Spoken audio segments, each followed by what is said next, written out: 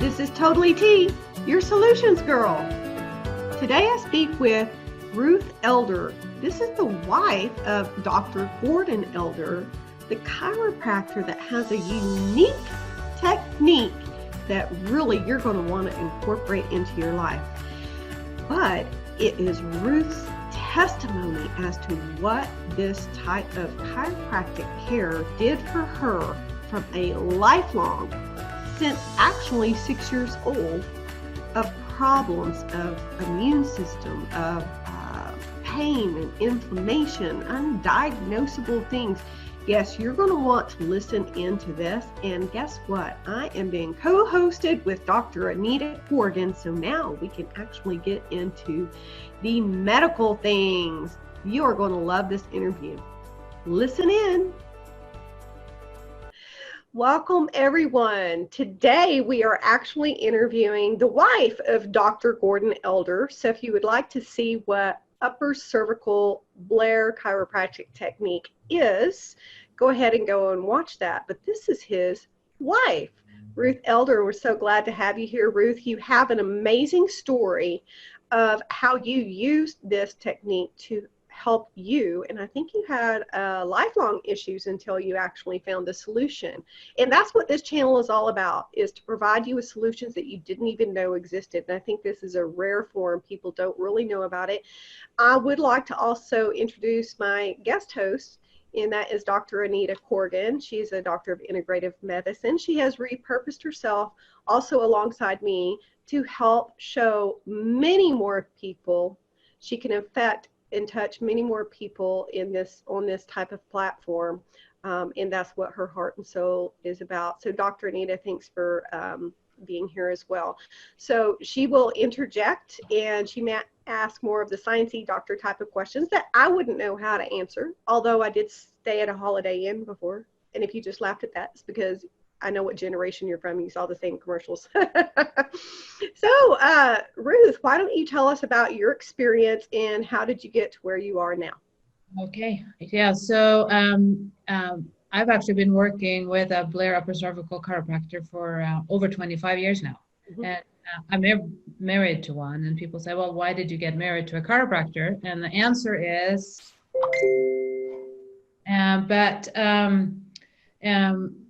yeah, when we met, we actually met pretty young because I had to take a break from high school because I was too sick to go to high school, and I was in a special international program. If you're hearing my accent, it's because I grew up in Norway. And even though I live here in America, and as a high school student, I fell in love with an American, which is another story. I never thought I would end up in America, but here I am. But when we met, my health was very, very poor. As a teenager, I could never really plan on doing teenage things because I just never knew if I were able to get up that day or get out that day or open my eyes and get out of bed. At the worst, I would be so in so much pain that I would wake up and need to get out of bed and pass out and land back on the pillow due to headaches and neck pain and dizziness and stuff like that. Ruth, did you have a diagnosis? I did not. It's, the strange thing is I actually started as a young kid and I was sick all the time. If other people got the cold, I would get pneumonia, and I would get it, over and over, and just my immune system was a wreck. The first time I remember having pain in my lower back, I was 6 years old. From the time I was 11, my upper back and neck started hurting, and also from that time, there was never a time I didn't have a headache. That's very interesting because we were just talking about a domino effect when we did that interview with your husband, and that's what it sounds like is what you're explaining. Yeah, and then I also had some strange things happening, like my vision would go wonky, and I would get tendonitis and tingling in my fingers, and some of the strange stuff would just kind of come and go. But overall, from the time I was very young, like a young child, it was just a decline. And it's like every year something else would happen and go wrong. And it's like when you don't think it could get worse, it would get worse.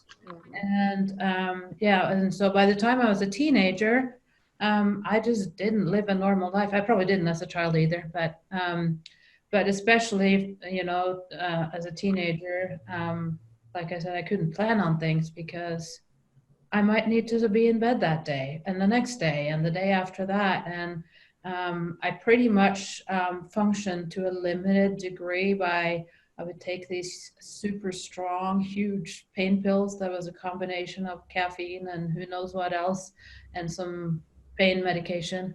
Um, and that would make me so sick to my stomach. I would have to get up 45 minutes early and sit super still and eat just the right amount, or I'd throw up. But that would kind of knock back my pain symptoms enough that I could, most of the time, do a few hours of school. And then if I wanted to do some kind of activities in the afternoon, I do it again, you know, in the afternoon. Um, or, you know, many days I would just like pass out in the afternoon and just lay in a dark room for the rest of the day. But sometimes I couldn't even do that. So that was pretty much the course my life was at. And my mom was a nurse, and my parents had resources, and Norway has a great healthcare system. So I went lots and lots and lots of places, both through the traditional healthcare system and also through many alternative methods, and nobody could figure out what was wrong. I went to rheumatologists, and there's like, okay, a lot of your symptoms are like fibromyalgia, but not. And so, no, I didn't get a diagnosis, but I went to a psychiatrist for a while because maybe I made it up, which maybe I didn't, or you know, maybe I don't know. That didn't help. Um, so so anyway, uh, so that's where I was at as a 17-year-old when I met an American dude, and he liked me immediately. It took me a little bit longer, funny enough, and this was before email. So we spent a few weeks together, and then wrote letters. And then, you know, we got together and really, truly fell in love. That's a sweet story. I like hearing that. Yes, and um, he, once we got started on really talking marriage, um, I had wanted to be a midwife. That was my lifelong dream. Mm-hmm. And I had been accepted to nursing school, but then the first year we were married, um, at the time we actually lived in a third country, not in America and not in Norway. And I had been accepted to nursing school and had a place waiting for me. But I was a wreck. I had hives over my whole body. I didn't sleep. And I had pain all over. I could barely move. I couldn't function. So what am I thinking going to nursing school and working as a nurse and then a midwife? So we made it, and then Gordon got a offer to come to America and work full time and go to school full time. So we thought, okay, well, that makes a lot more sense to focus on your career because you can probably have one. And so, and then he said, you know, I went to a chiropractor, and I really want you to go see my chiropractor when we go home. And I had actually been to a chiropractor before, and I'm sorry to say that I have never been sicker than the 2 weeks after my chiropractic visit. Just my body was so sensitive. I just couldn't take it. It was severe. All my symptoms were severe after that, and I wasn't ever gonna do that again. When he said, "Oh, you know, this is different," and so I trusted him, and we went in, I need to go on a tiny little rabbit trail because there's an Okay. important detail that was happening around that same time, the last 2 or 3 years that I was so sick.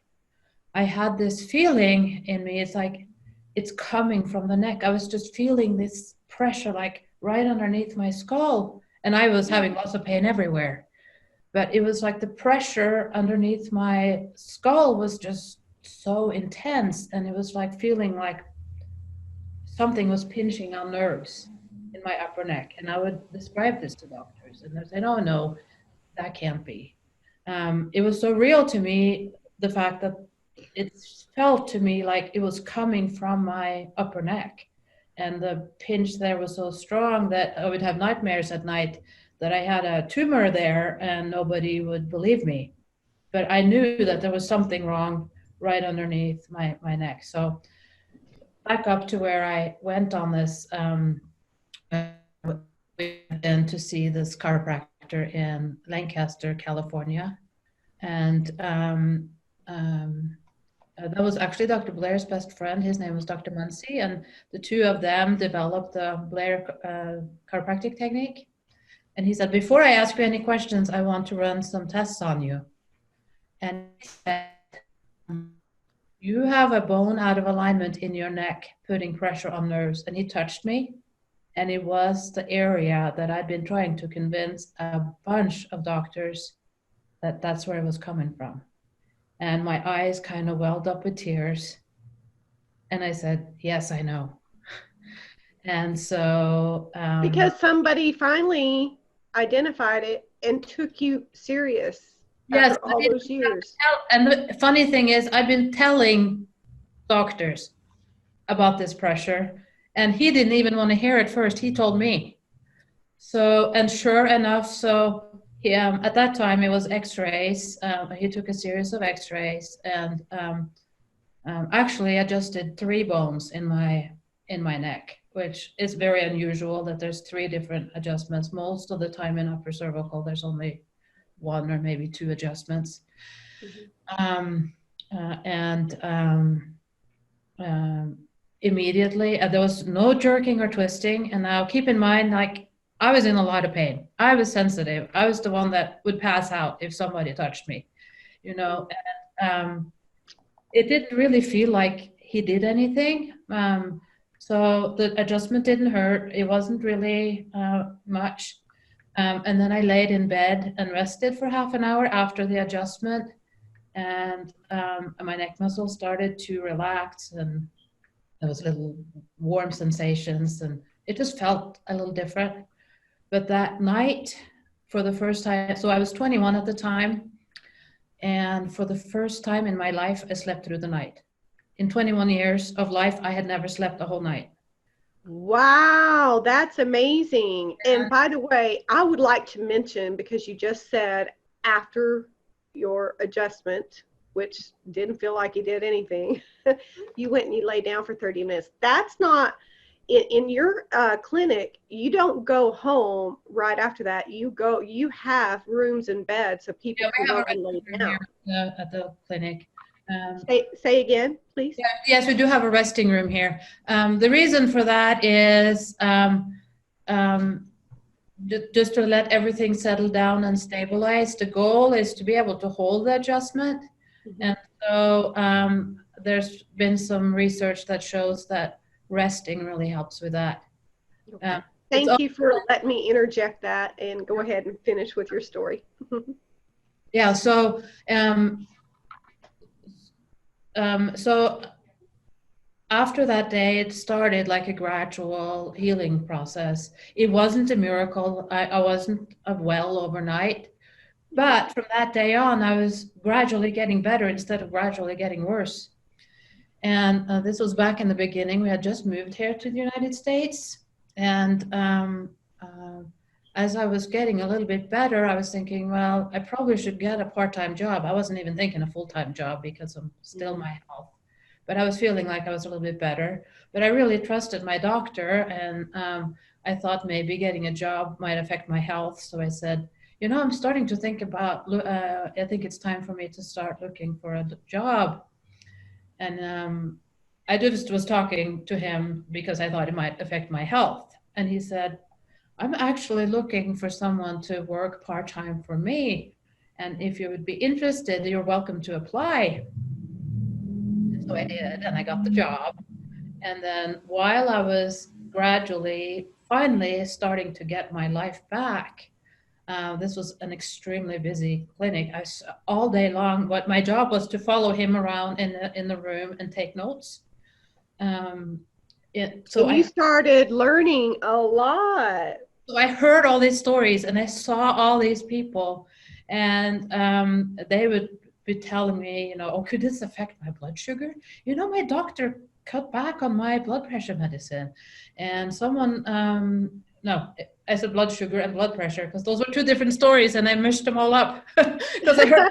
We got the point. We got the point. Yes, I got so excited. I mixed them together. On the same day, somebody asked about the blood pressure and the blood pressure and the blood sugar. There was a pastor I remember that had been in a super hard car accident, and he could barely move. He was in so much pain in his back that he had to lay down on the floor to fill out the new patient paperwork.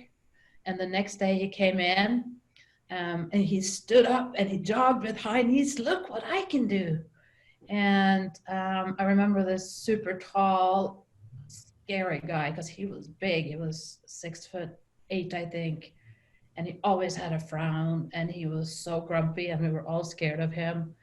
And then he just turned out to be this super nice, helpful, chatty guy. This was back when computers were a little newer than they are now. And he worked in computers. And every time we had a tech problem, he said, oh, let me see that. I'll fix that for you. He went through this transformation because he had such severe migraines and it changed his life. And I would see these stories like all day, every day. And meanwhile, my own life was starting to improve. So it was so significant because I knew that my life was changing. I didn't have a life and I got a life. And then I saw the same thing happen. Meanwhile, my extremely smart and talented husband was studying business, and he's smart. And did I mention he's smart and talented? But he was so bored, and every night we'd have almost a fight because I said, shouldn't you be studying? Shouldn't you be writing that paper? Because he was not into it. He got all A's and all, but he really wasn't into it. But then I would come home and say, oh, you wouldn't believe what I saw today. And, I would tell him all these stories about what happened. And we just said, this is what we need to do with our life together. We fell in love because we both wanted to help people. He understood what this was about, and his life was changing too when I was changing. I mean, he was getting a different life, really. So he decided to go back to school, and at one point early on, we were thinking I was also going to be a doctor. We're going to be doctors together. But then really in my heart of hearts too, I really wanted to be a mother, and that happened. And then it happened 3 more times, and really that much schooling and parenting 4 little kids is not very compatible. So we just made a decision that somebody has to be a full-time parent to these kids. Yeah. So, you know what, that's a beautiful story, and because of what you were witnessing in others and also yourself in being educated by taking notes and following the doctor around and seeing them come in and they're better and better. I mean, how can you not be so excited and passionate and bring those stories home to your husband? And that passion became his passion, and now we can all benefit. So that's beautiful. And so what happened, how you went from California to Texas, is because you and your husband actually bought the original Blair Chiropractic Clinic, correct? Yes, that's a whole nother long story, but I can make the long story a little bit shorter. So really what happened was because Gordon has something in common with Dr. Blair, who started the Blair technique. And the things that I see that they have in common is Dr. Blair would stress out over the patients who were not doing well. And that's how the Blair technique was born. He was helping a bunch of people, but some people didn't get the results they wanted. And I've seen that same trait in my husband. If there's been patients that have not responded the way he would like, he's really used that to immerse himself deeper and become a better doctor. And so it's that passion that, yes, we've had our life changed, combined with that dig deep into the research because we want to help these people more, and then combined with the cutting edge technology to really see and be able to use the latest science to do the best technique. So that combination has really so anyway, so because my husband was that way, he was recruited. He was asked to take over the original Blair technique. He was already an expert in it. We were well established and did great in California. It was Gordon's hometown. And I, by that time, had a career as a personal trainer and fitness instructor and was loving it. It was like an explosion of joy every day because I could move and help other people move, and it felt good to move, which it didn't used to, and it was just pure fun, and I just loved being a fitness instructor. So we weren't really planning on moving, but we felt like when we came to Lubbock, just to check it out, and really with the intention of saying no, we don't want to move, we felt like this is our purpose, to come here and continue helping more people through the Blair Clinic. Not only because here in Lubbock, we're really the only Blair doctor within 300 miles in any direction. That's the closest to Lubbock. And it would really be a shame if the Blair clinical work wouldn't be continued in Dr. Blair's original clinic, and it wouldn't be available here in Lubbock.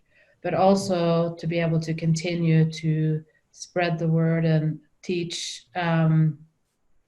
seminars to doctors who are interested in learning the Blair technique. The Blair Clinic is a little more in the middle of the country than being on one coast or the other. Right. I see, I'm going to throw this over to you and Anita. And these are the points that I want to look for. I know that you have this amazing picture behind you, and I'd like you to describe that. And I know Anita is going to be able to jump in and delve a little bit deeper.